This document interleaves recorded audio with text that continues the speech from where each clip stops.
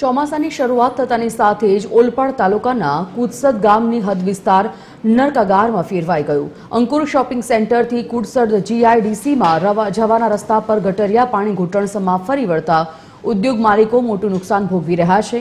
કામદારો વરસાદી પાણી ભરાવાને કારણે કામદાર કામ કરવા માટે નથી આવી શકતા। ઉદ્યોગ સંચાલકોએ તાલુકા વિકાસ અધિકારીને આવેદનપત્ર પણ આપ્યું છે।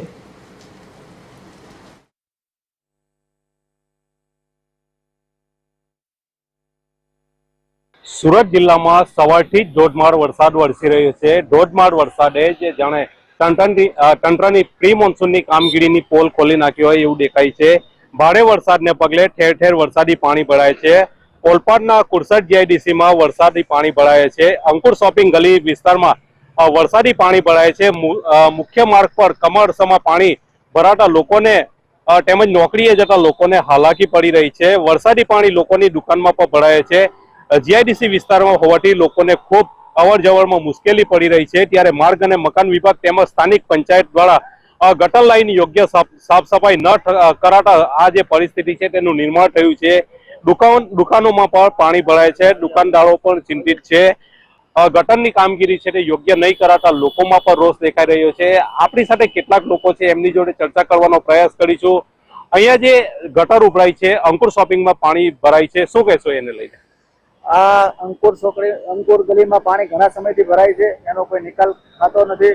ટાઈમસર ખાતામાં પણ ઉદ્યોગમાં પણ ખાતાની અંદર પાણી ઘૂસી જાય છે અને નુકસાન બહુ છે। કારીગરો અત્યારે અંદર આવવા રાજી નથી, ખાતા બંધ છે। ચોક્કસથી જે રીતે વાત કરવામાં આવી તો પાણીને લઈને જે ચોક્કસથી જે કારીગરો છે તે આવતા નથી અને હાલ જે ખાતા છે બંધ છે। આપણી જોડે અન્ય પણ વ્યક્તિ છે એમની જોડે ચર્ચા કરવાનો પ્રયત્ન કરીશું જે અહીંયા પોતે ઉદ્યોગો લઈને બેઠા છે અને અહીંયા આ વિસ્તાર જે પાણીને પ્રશ્નની વાત કરી તો આ મોટો પ્રશ્ન છે। ગટર ભરાઈ જતા જે એ લોકોનો જે સામાન છે, જે ફેક્ટરીનો જે કાર્ટૂન છે તે અન્ય જગ્યાએ લઈ નથી જતા અને અંદર જે સાધનો છે તે જતા નથી। ત્યારે આપણી જોડે અન્ય પણ વ્યક્તિ છે એમની જોડે ચર્ચા કરીશું। મિલ માલિકો છે એમની જોડે ચર્ચા કરવાનો પ્રયત્ન કરીશું। આ જે ગટર ઉભરાય છે 12 માસ ઉભરાતી હોય છે કે કેવું? અરે આ 1.5 ફૂટ તો અહીં 12 મહિને ભરેલું હોય અને આ વરસાદી પાણી છે પણ એનો નિકાલ નથી। જેટલું વરસાદ પડે જમા રહે છે। હવે આ કદાચ 8 દી આમનું પાણી ભર્યું રહે, થોડું થોડું ઉતરશે તો 8 દિવસે તો ફૂટ તો પાણી ભર્યું જ રહે છે। અહીંથી જવામાં એમ્પ્લોય માટે કાયમ માટે મગજમારી છે। પંચાયત કામગીરી કરે છે કઈ રીતની હોય છે? હવે પંચાયત તો અહીંયા જોવાય નથી આવતી, એટલે પંચાયત જોવાય વેરો લેવા માટે આવે છે। હા, એના માટે ટાઈમ ટુ ટાઈમ આપે। 15 દિવસ વાય પડી જાય, પૈસા હોય ન હોય। એવરેજ અહીંયા તમે જુઓ તો સ્કિલ પર્સન નો એરિયા છે। હવે એ લોકોને માટે કામ નથી તો એને કીમ છોડીને સુરત જવું પોસિબલ નથી। આના માટે પ્રશાસન 100% પ્રશાસન જવાબદાર છે। એને એ લોકોને ઉઘરાણી સિવાય એની પાસે કોઈ જાતનો એજન્ડા નથી। ટાઈમ ટુ ટાઈમ વેરા ટાઈમે વેરા માટે આવી જશે।